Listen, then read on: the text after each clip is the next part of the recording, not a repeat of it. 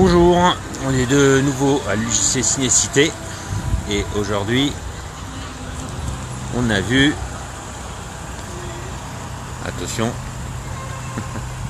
bonjour, on a vu Black Panther,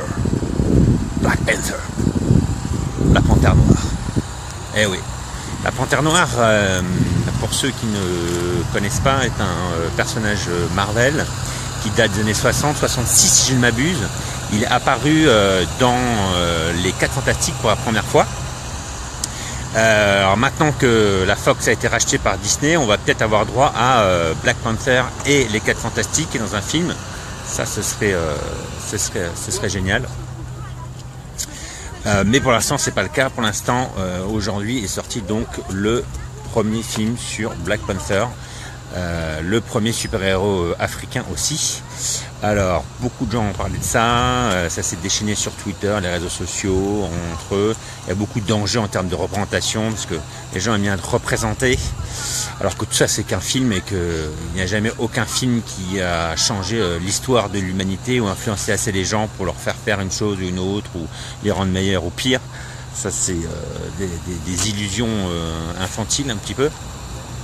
Mais toutefois, j'aborde cette question tout de suite pour pouvoir l'évacuer parce que Disney, Marvel ont fait attention à ces questions. Je pense qu'ils sont attentifs parce que ça va très vite de nos jours et en même temps ils devaient être attentifs au fait de respecter aussi les fans Marvel et le matériau de base donc qui est la BD. Donc il y avait un double enjeu avec un super-héros africain. Alors, abordons tout de suite une question simple, la question de l'accent. Donc, tout le monde a dû prendre un accent africain. La plupart des acteurs ne sont pas africains, donc Hollywood n'est pas encore là, mais ils ont tout fait pour avoir un accent léger, un accent crédible. De même pour les costumes, donc il y a des habits traditionnels. Alors, traditionnels, c'est-à-dire inspirés des pays d'Afrique subsaharienne. Puisque le Wakanda, le pays dont T'Challa, la Panthère Noire, est le roi, n'existe pas dans la réalité. Donc ils ont un peu fait des mélanges, mais des mélanges heureux. Donc les costumes, c'est la grosse réussite du film. Donc, il y a des costumes des différentes tribus, puisqu'il y a différentes tribus au Wakanda, il n'y en a pas qu'une. Ça aussi, c'est assez réaliste et ça respecte la BD. D'une part, d'autre part, par contre, après ils ont des costumes comme tous les dignitaires africains peuvent en avoir, par exemple à l'ONU, ce qu'on voit vers la fin du film, dans un très beau discours d'ailleurs de T'Challa. Ça c'est la première chose, donc là-dessus c'est grosse réussite. Je m'assois, voilà. On est bien, il fait très beau comme vous le voyez. Il fait très beau comme il fait très beau au Wakanda dans le film. Première chose. Deuxième chose, on voit que ce film réussit vraiment en termes de scénario. On a écrit un scénario, on a le droit d'écrire un scénario même pour un film de super-héros. C'est pas forcément une formule. Donc surtout les personnages sont très bien écrits, plus ou moins bien interprétés. Alors là c'est les femmes qui s'en tirent le plus, celles les meilleures interprètes, Angela Bassett, Lupita Nyong'o et alors la générale dont je n'ai pas le nom pour l'instant, mais je vais vite le chercher. Elle est absolument fantastique. Par contre les hommes sont moins bons, hein. Michael B. Jordan et Chadwick Boseman, bon c'est des beaux gosses, mais en termes de talent, c'est pas encore ça, même si Chadwick Boseman est bien meilleur qu'il ne l'a été dans Civil War pour son interprétation de la Panthère Noire. Voilà, donc les femmes sont bien mises en avant, sans que ce soit du film pénible féministe. Elles ont un grand rôle, elles ont un rôle logique, parfois un rôle de guérisseuse, donc des rôles raccords avec une certaine réalité de certaines tribus. Voilà, donc il y a encore une fois un mélange heureux sur la construction des personnages. Donc comme pour les costumes, ça a été vraiment écrit. Et ça fait plaisir de voir un film écrit avec des personnages intéressants. Il y a même un côté shakespearien, puisque ça se passe entre familles. Et là-dessus, on peut faire un parallèle avec d'autres histoires de famille dans les Marvel, qui sont celles de Thor.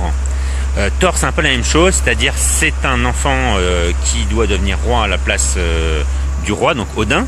Et là, c'est pareil, puisqu'il a été le roi T'Chaka a été tué dans Civil War, c'est T'Challa qui doit prendre sa place. Et donc, il se pose des questions sur la royauté, sur comment gérer tout cela. Et ça, c'est très bien exploré, beaucoup plus que dans Thor, où c'était exploré jusque dans le 2, mais dans le 3, on a voulu faire Gardien de la Galaxie et on m'a fait un film comique de A à Z.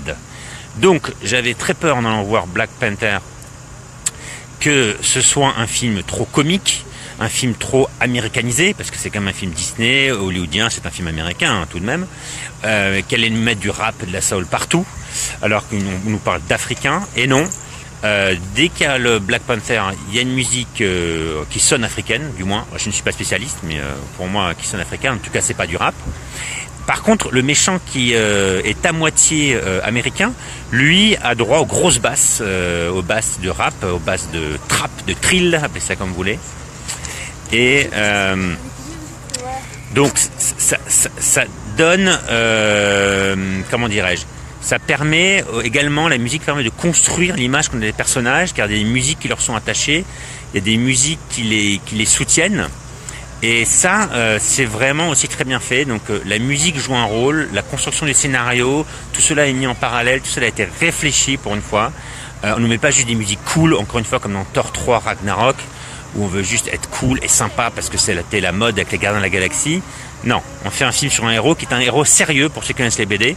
Donc moi j'adorais ce héros plus jeune, ce super-héros. J'adorais la Panthère Noire et c'est toujours quelqu'un qui a une image sérieuse, ça n'a jamais changé en plus de 50 ans, 60 ans de BD, donc il n'y avait pas de raison de faire du trop comique, ils ne l'ont pas fait, je les remercie. Donc ça c'est très bien fait. Donc le rapport, comme je disais, entre un père et son fils à travers des visions, donc à travers des rituels, donc il y a tout le côté rituel chamanique qui est exploré. Ça aussi ça fait plaisir, ça donne une identité forte au personnage, une identité qui sonne africaine. Après, est-ce qu'elle l'est totalement? Bon, ça reste un film, il fait ce qu'il veut, il fait des mélanges. Mais il avait la difficile mission de slalomer entre la réalité de ce qu'est l'Afrique et les bandes dessinées, hein, qui sont des œuvres d'art et qui font leur propre choix. Ça, c'est respecté. En termes de cadrage, en termes de forme, le film est très beau, simple. Le réalisateur Ryan Coogler, qui avait déjà bossé avec Michael B. Jordan, donc qui joue le méchant, qui avait déjà bossé avec lui sur d'autres films, fait le taf. C'est pas un film personnel, hein, faut pas non plus exagérer, mais il fait le boulot. Et ça fait plaisir. Ils ont pensé à faire d'abord un film avant de contenter tout le monde. Donc en travaillant les personnages, comme je disais, il y a un côté quasiment shakespearien, parce qu'il y a des histoires de cousins, de frères, de sœurs, etc. Pour les fans, il y a Shuri dans le film, donc la sœur de T'Challa, de la Panthère Noire, qui, dans les BD, devient aussi à un moment la Panthère Noire. Et ça, j'aimerais beaucoup qu'ils le fassent. Shuri en Panthère Noire, c'est quand vous voulez, Disney Marvel. Voilà, ça me ferait bien plaisir. Voilà, donc pour les fans de BD, quasiment tout est respecté, autant qu'on puisse respecter dans un film, dans une adaptation.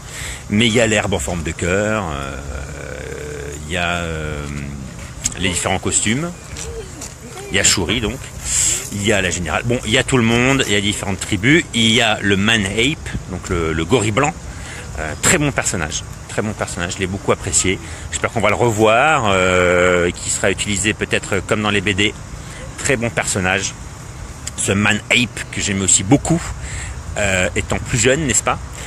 Voilà, donc tout cela augure de bonnes choses, puisque c'est le premier film super-héros de l'année, ça donne pas forcément une tendance, mais un peu quand même, et donc si ce film peut inspirer la suite pour Infinity War et les autres à suivre, ça risque d'être une très bonne année pour les gens qui aiment les films de super-héros. Voilà, je pense que j'ai fait le tour. Qu'y avait-il d'autre d'important à dire sur ce film? Oui, le scénario. Ah oui, et donc, dernière remarque, donc très très positif. Globalement, vraiment un bon film, avant même d'être un film Marvel, un bon film. Du coup, ils ont tellement travaillé tout ce qui est africanité, et ils abordent aussi des sujets comme l'esclavage de manière frontale mais subtile, vous le verrez, à travers le méchant, qui a vraiment été bien construit. Oui, on nous montre aussi que des gens qui réclament des réparations, qui parlent du colonialisme sans cesse, etc., peuvent en fait être des gens qui vont reproduire ce qu'ils reprochent à ceux qui ont fait souffrir leur peuple, mais pas forcément eux directement. Donc cette question-là abordée, c'est pas un film politique non plus ou social, mais cette question abordée, et elle nous montre que parfois les antiracistes, ça peut être la même chose que les racistes, que les extrêmes se rejoignent, et qu'en étant aveuglé par sa haine, on recrée un empire, ce que veut faire le méchant, qui sera tout aussi destructeur que l'empire qui a détruit ses ancêtres.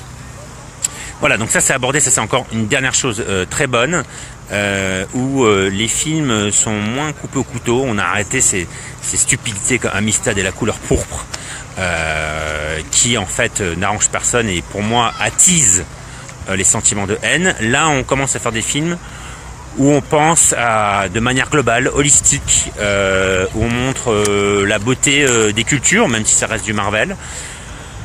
Voilà, je m'emballe quand même pas, mais j'avais très très peur des gros accents africains. Non, ils arrivent à faire des accents potables. J'ai lu une interview de Chadwick Boseman qui en parlait, ça m'a un peu rassuré. Donc ils ont des accents africains, mais ils n'en font pas trop, donc ça va. Voilà, tout ce qui est du côté africain qui peut être très caricatural ne l'est pas. En tout cas pour un Marvel. Voilà, c'est très très bon. Du coup, avec tout ça, le seul petit problème du film, c'est qu'il n'y a pas beaucoup d'action. Voilà. Donc c'est un film de super-héros. On s'attend à beaucoup d'action. Sur ce dernier temps, il y a eu beaucoup d'action, notamment en Civil War par exemple. C'était extraordinaire en termes d'action. Et là, bon, c'est un peu le parent pauvre. Hein. C'est un peu le parent pauvre. Sauf à la fin. Donc restez jusqu'à la fin, ceux qui aiment l'action. À la fin, ça part dans tous les sens. Surtout les nanas, toutes les femmes du film sont très convaincantes, bien plus que les hommes. Désolé messieurs. Chadwick Boseman et notre ami Michael B. Jordan, qui a pourtant joué Creed, c'est pas très convaincant. Désolé. Les femmes ont beaucoup plus fait peur. Je me battrais beaucoup plus contre les mecs que contre les femmes. Vraiment. Voilà. Et dernière chose, ça c'est pour moi. Il y a un petit clin d'œil à James Bond. Donc, oubliez James Bond qui devienne indien, black, tout ce que vous voulez. On s'en fout. Vous avez Black Panther maintenant. Il y a une scène qui fait penser un peu à Q. Donc, Shuri, c'est un peu la Q du Wakanda, la Q africaine. Donc ça, c'est vraiment très cool. Parce que c'est fait tranquillement, avec subtilité, sans essayer d'imposer quelque chose. Donc là, j'ai beaucoup apprécié, surtout en fan de James Bond. Et il y a une autre scène où il arrive dans un casino, et là, ça fait penser à Skyfall. Il y a même des plans qui font penser à Skyfall. La luminosité, l'étalonnage fait penser à Skyfall. Petit clin d'œil pour les fans de James Bond, je pense. Et pour dire que il n'y a pas besoin de faire un James Bond black. On peut faire un vrai héros africain. Et ça, c'est super. Et il n'y a pas besoin d'ailleurs de s'identifier à tout ça. Il n'y a pas besoin de représenter tout ça. Il faut juste faire bien les choses avec de la logique, avec de l'intelligence artistique. Là, ça a été fait. Donc, voilà. Il y a Black Panther maintenant, les gars. Il y a un vrai héros africain. Et ça fait du bien de voir qu'on peut respecter un petit peu les gens, les idées artistiques, la tradition, puisqu'on parle de tradition dans ce film, qu'elle soit africaine ou autre. On voit bien que c'est pas en cassant la tradition qu'on défonce tout. Le secret d'une humanité heureuse, c'est probablement la tradition en mouvement, la tradition qui à la fois change et reste la même, ce qui est un peu un principe universel au fond. Je m'arrête là, j'ai fait long, mais vraiment c'est un film, j'ai même versé ma larme à la fin, qui arrive à aborder plusieurs thèmes sans se fourvoyer. C'est un exercice difficile, surtout de nos jours, on se fait laminer dès qu'on bouge le petit doigt. Je le conseille à tout le monde, même à ceux qui n'aiment pas Marvel, même à ceux qui n'ont rien à foutre de l'Afrique, même à ceux qui on a rien à foutre des femmes et du chamanisme et tout ce que vous voulez. Allez-y, c'est juste un bon film. Voilà, je vous dis à la prochaine sur Fin de Séance pour un direct ou une nouvelle vidéo. À bientôt et bonne Saint-Valentin à tout le monde, à tous les amoureux. Bisous.